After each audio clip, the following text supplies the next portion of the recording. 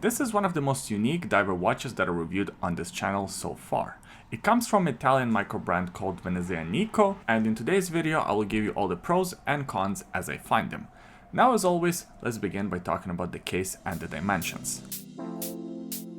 The diameter of the watch is 42mm, it's 49mm from one lug to another, the lug opening is 22mm, and it's about 13.5mm in case height, including this sapphire crystal. The case and the bracelet are made out of 316L stainless steel. It features all satin finish except for these chamfered edges on the lugs, as well as a couple of highlighted links on the bracelet and the high polish finish on the clasp. The finishing on the watch is executed well. I think it looks like a watch in that under $1,000 price category. Clearly this is a diver watch with the diver style bezel and 200 meters of water resistance, so of course it has a screw down crown at the 3 o'clock position, but unlike a lot of diver watches that I usually review, this one does not feature a screw down caseback. Instead, the caseback is held in place using these 6 screws. Apparently it doesn't really affect the water resistance on the watch, but the advantage of using the screws instead of being the screw down caseback is that you always have this laser engraving the right side up. You're expecting a diver around $1,000 to have a sapphire crystal, and this one does. This one features a flat piece of sapphire with some AR coating, and I appreciate how this crystal kind of blends itself into the bezel. There is almost no separation between the crystal and the bezel. Speaking of the bezel, as I mentioned, it's a diver style bezel, 120 click unidirectional. The bezel action is okay. It's firm, confident, and it has a bit of a spring action, but not too much. It's a coin edge bezel with plenty of grip. Turning this one even in wet conditions should be no problem. Now, the unique part of this watch, one of the unique parts about this watch, is the fact that this bezel insert is actually made out of tungsten. Tungsten is a pretty hard material. It's actually even harder than ceramic. I think it's one level below diamond. And when I sort of learned those facts, I'm kind of wondering why more companies are not using tungsten for their bezel inserts. Is it difficult to work with? Are there some drawbacks to this material? Because as far as I can tell, it's a pretty cool material and it has a lot of advantages, like the fact that you can have it mirror finished. This one here has a mirror finishing, again something that I haven't seen on any diver watch ever, which at first kind of sounds silly. Why would you want a mirror finish on your bezel? But in person it looks really cool because it kind of adjusts itself to whatever environment you put the watch in. If I use sort of a black background when I film this watch, this bezel looks black. When I use the white light reflector, the bezel almost looks gray. It's very difficult to capture over video, but in person it does look very interesting, very unique. You kind of see your own reflection in the bezel, and I think that fits pretty well with this dial. And the dial on this timepiece is another very unique part. I don't think I've ever seen a dial on a diver watch that's gold plated, and that's what this dial is. The way this dial is created, it's not flat, it has imperfections. It looks like kind of rippled paper almost. So first they sort of damage the dial to add a unique texture. Then it gets a 24 karat gold plating to create the gold look. And in combination with the tungsten mirror finished bezel, this watch looks very unique in person, especially if you wear it during the summer outside with direct sunlight. Is just unlike any other diver watch that I reviewed so far. Be that a good thing or bad, because I know to some people that's not gonna be a very attractive thing. Some people don't like this sort of shiny and very loud watches on their wrists. They want something a little subtle.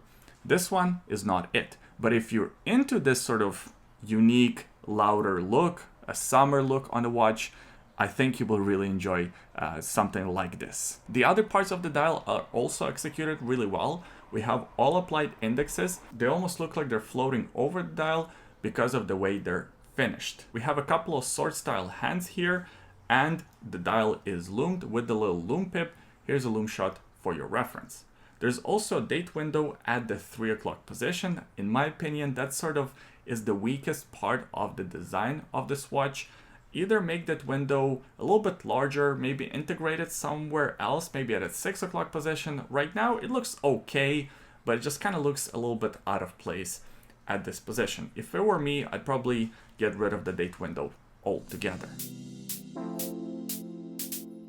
I reviewed one of these models from Venezia Nico a few months ago, and one of my biggest complaints was the bracelet of that watch. It featured a butterfly clasp on a diver watch, it was a little uncomfortable, it was a complete miss. At least it didn't live up to the quality of the rest of the timepiece. Happy to say they actually listened to the feedback from their customers, and this new bracelet is a much needed improvement. First of all, it features a new clasp. It features a combination of polishing and brushing, although this high polish finish on the clasp is probably not the best idea because over time, of course, it will get scratched up. You also have the logo applied there as well, a couple of pushers for the release, and there are 4 micro adjustments, which makes this watch easier to get fitted to your wrist. Now, as far as the rest of the bracelet, it features an alternation between satin and high polish finishes. It almost looks like a Jubilee style bracelet, but not quite because all the links are angled, and these are 5 individual links. The one negative that I have about this bracelet is the fact that you have to use a block and a little pin to resize it. It doesn't have screw down pins, which is a bit of a negative for a watch in that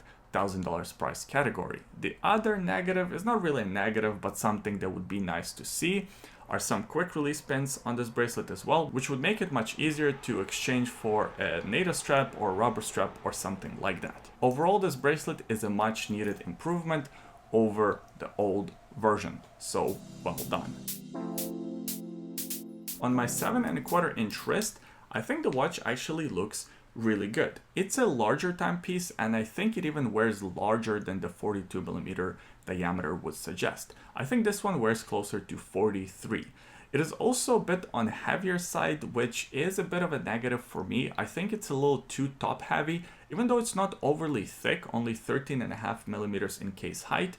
For some reason, it just feels a little top heavy, so you have to get that fit perfect to your wrist, otherwise the watch will be uncomfortable. But after wearing it for about a few hours, you kind of get used to it, so it's not too bad.